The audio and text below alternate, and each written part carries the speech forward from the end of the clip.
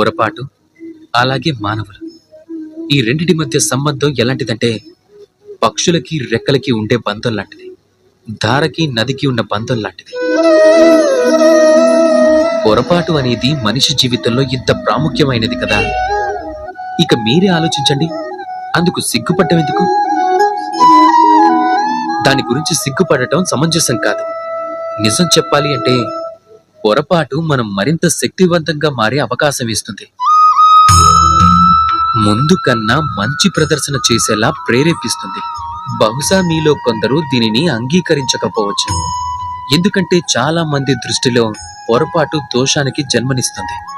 దోషం అపరాధానికి, ఆ అపరాధానికి క్షమాపణ కాదు, దండన లభించి తీరాల్సిందే.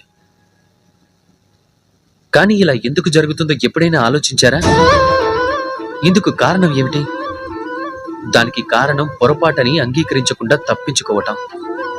మీరు పొరపాటు చేసి కూడా దాన్ని అంగీకరించకపోతే అప్పుడు ఆ పొరపాటు దోషంగా మారుతుంది. తరువాత ఆ దోషం అపరాధంగా. సాహసంతో ఉండండి.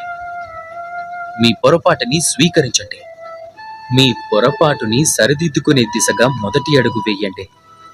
అలాగే బాగా గుర్తుంచుకోండి, అపరాధం అని ఏదైనా ఉందంటే అది సమయానుగుణంగా మీ పొరపాటుని స్వీకరించకపోవటం. రాధాకృష్ణ.